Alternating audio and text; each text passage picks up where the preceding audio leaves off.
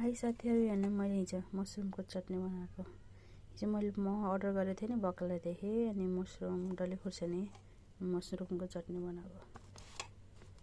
यसमा मैले सिम्पल हालेको तोरीको फुला फुटाएर अनि मसला, त्यसपछि तेल, बेसार, नुन त्यति मात्र के हाल्यो, अनि डल्ले खुर्सानीको पनि हेर्नु चटनी, माथिबाट यो तोरीको चोप चटनी बनाएको।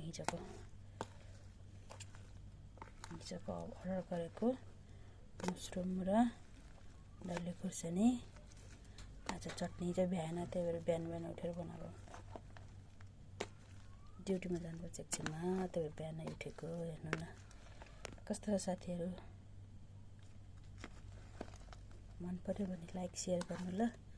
मेरो डल्ले खुर्सानीको चटनी अनि यो मसरुमको भइहाल्यो। लामो समयसम्म राखेर खानु मिल्छ नि त, थोरै थोरै, त्यही भएर हेर्नु न डल्ले खुर्सानी चटनी। थ्याङ्क यू सो मच साथीहरू, बाई।